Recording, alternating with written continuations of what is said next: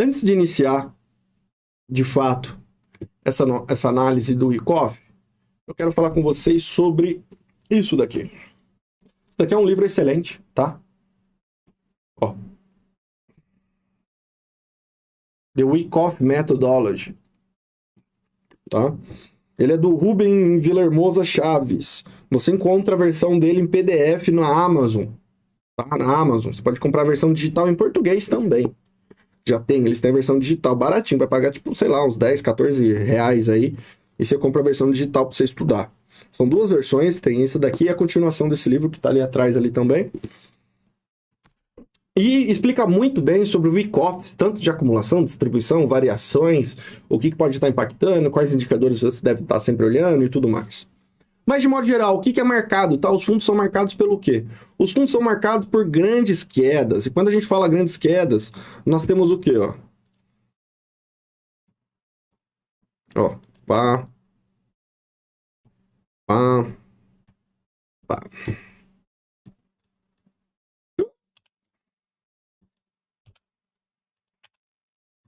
Volume aqui, tem que sempre olhar o volume.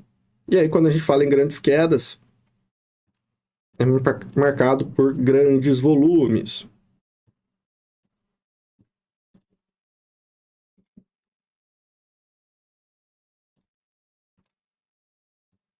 E observe que os volumes maiores são quando? Nem tanto no fundo histórico. O volume maior é o quê? Na primeira queda.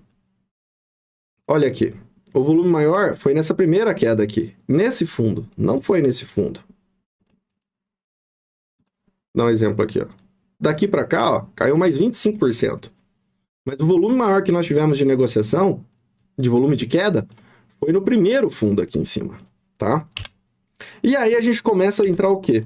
No padrão de Wyckoff de acumulação. E o padrão de Wyckoff de acumulação é quando a gente tem uma aceleração na queda, marca-se um grande volume de fundo, e aí depois ele começa a entrar nesse processinho aqui, ó, que é esse processo aqui, tá? E aí a gente começa a aplicar ele, que geralmente ele tem algumas variações. Mas, no geral, são de 2 a 3 fundos que ele testa. De 2 a 3 vezes que ele testa o fundo, tá? No geral, é isso.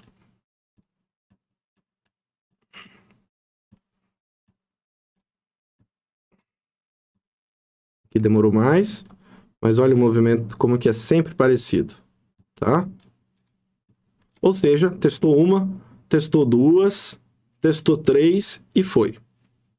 O maior volume foi marcado pelo fundo que estava até mais alto do que o fundo verdadeiro. Aí a gente teve isso lá em 2019, se a gente puxar o histórico do BTC, vai ter várias vezes, tá? Aí a gente teve isso novamente aqui, ó.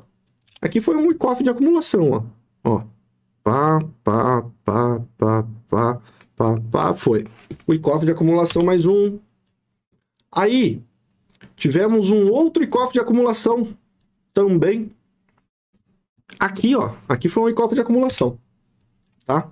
Esse movimento aqui foi um claro Wyckoff de acumulação. Olha isso daqui.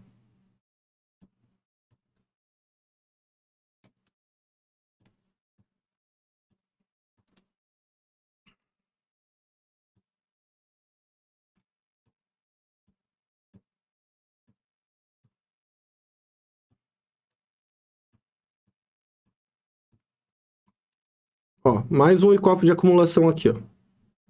É sempre nessa pegadinha, ó.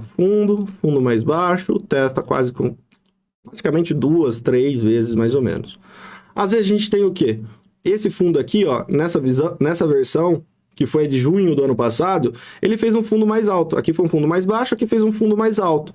Dando a possibilidade do quê? Do que o mercado poderia estar fazendo um fundo duplo.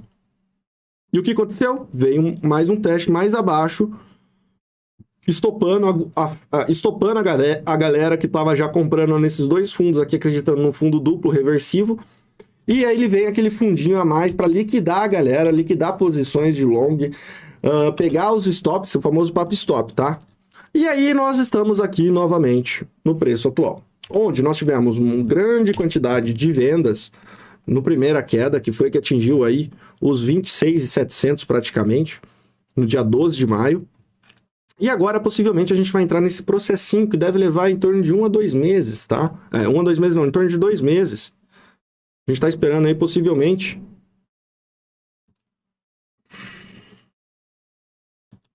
A gente está esperando isso daí lá para mais ou menos, ó, meio de julho, final de julho, deve levar esse processo de Wyckoff. E aí, aqui dentro, nós temos algumas variações, tá? Hoje de manhã eu falei sobre isso. Inclusive, a gente fez eu publiquei uma análise, né? Fui entrevistado pela Cointelegraph Brasil sobre a análise do Bitcoin. A gente acertou no início de maio. O Bitcoin estava na faixa de 38, 40 mil dólares e a gente já estava chamando o Bitcoin para vir testar lá os 24. Quase bateu, aliás, algumas exchanges chegou a bater, algumas paridades, por exemplo, no BUSD chegou na casa dos 24. Mas, na nossa análise ainda, aqui dentro da Binance, BTC ou USDT, a gente deve testar essa região dos 24, 25 por aí, tá? E a gente acredita sim que vamos ter esse toque. Então, o que nós temos? Nós temos algumas variações. Pode ser que esse fundo fica mais alto, como foi o fundo aqui anterior. E aí depois a gente vem com um toque mais forte lá para baixo, lá para os 24 mil dólares mais ou menos, 25, entre 25 a 24 mil dólares, tá? Pode ser que esse daqui já venha mais abaixo e faça mais ou menos esse movimento. Tá? Faz aí 3 fundinhos, pá, e aí inicia o processo de reversão. Além disso, que período é esse? Período de junho a agosto. O que nós temos entre junho e agosto? É o período do verão do hemisfério norte, galera. É o período que a galera tá em férias, tá? É a primavera e verão no hemisfério norte. E, no geral, essa época do ano é uma época que os mercados lateralizam, tá? Porque a galera tá em férias, tá curtindo. É meio que histórico, tanto Bitcoin quanto o mercado financeiro tradicional. É período que o pessoal tá curtindo. Então, possivelmente, a gente vai ter uma formação como essa. Além disso... além disso, não, né? Aí, no curto prazo, o que nós temos no curto prazo? No curto prazo, nós temos essa possível tendência aqui, ó, de fazer esse movimentinho, ó.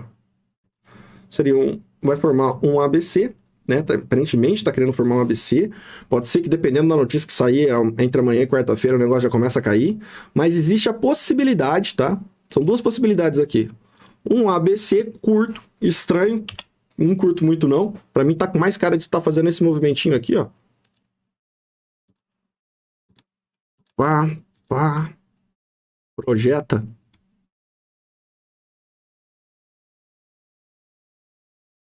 Mais ou menos aqui, ó.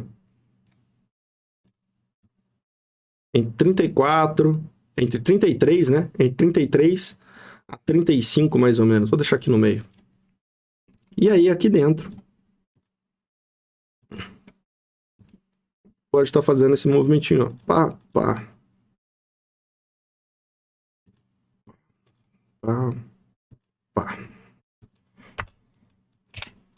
Mais ou menos isso, tá? E se a gente considerar mais ou menos isso, o que seria? A gente estaria dentro daquele processinho de 1, 2, 3, 4. Isso daqui seria uma retração dessa onda 3 que caiu, vem uma 4 formando, para depois projetar 5 lá para a região dos 24, 22.800, que seria mais ou menos o fundo do BTC. A gente está com isso de FIBO, tá? Em torno de 24 a 22.800 mais ou menos é o que a gente acredita que tem grandes possibilidades de ser o fundo do Bitcoin. Então, basicamente, essa é a análise. Para curto prazo, o que você pode ficar de olho aqui? Aqui você tem que ficar de olho nessa formação aqui, tá? Não pode perder aqui os 28.700. Se perder os 28.700, lembra que a gente tinha falado do Wyckoff, que ele viria nessa região? Aí ele já começa, possivelmente a gente já vai ter a primeira pernada do Wyckoff para baixo aqui, ó. Tá? Saiu aqui o meu... Não tá querendo deixar aparecer aqui. Eu tô em 4 horas. Então aqui, o que poderia acontecer? A gente tinha falado de uma formação mais ou menos assim, né? Que poderia vir aqui mais ou menos. Pra daí fazer assim. Assim. Mais ou menos isso, certo? Pode ser que se perder 28.700, 28.600, já pode ter marcado a primeira. Aí vem testinho de fundo aqui. Pra daí fazer assim, pra depois fazer assim, tá? Já começar a fazer a queda. Então a gente tem que ficar de olho, tá? Mas eu acredito que deve ter uma retraçãozinha aí, até por causa do mercado tradicional mesmo, né? S&P. Ou seja, Possível entrada aqui, ó. Região de 31.300, com alvo na região de 33,5. O segundo alvo lá na região dos 35, mais ou menos. Então, os alvos estão na faixa de 33 a 35 mil dólares, que pode estar ocorrendo aqui, tá? E, Diego, se perder aqui já de cara, perdeu os 28.700. Alvo, 26.700. Segundo alvo, região dos 24. Terceiro alvo, região dos 22.800, mais ou menos. Esses são os alvos que a gente está utilizando aqui, tá? Alvos acima, alvos abaixo. Ok?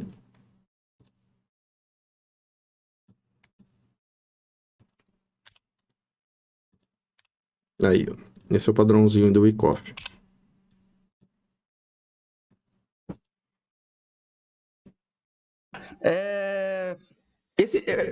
Eu tô com essa mesma visão que você aí, desse Wyckoff, né? Que a gente conversou. Mas esse rompimentinho para scalp dos 31.300 aí tá bem interessante, porque ele vai estar rompendo a EMA de 9 no diário também, né? Foi onde ele bateu ali até agora nessa retração, ele retraiu na EMA de 9. Então, tipo, acho que vale muito a pena a gente ficar de olho para pegar possíveis scalps, tanto no BTC quanto algumas altas, no rompimento aí desses 31.300, tá? Era mais isso. É aqui que ele tá falando, ó. 31.300 aqui, gente, ó. Pra pegar essa ondinha pra cima aqui, ó. Buscar ele a região dos 33 a 35, mais ou menos, tá? É isso que a gente tá esperando, mais ou menos, tá? Essa seria a ideia.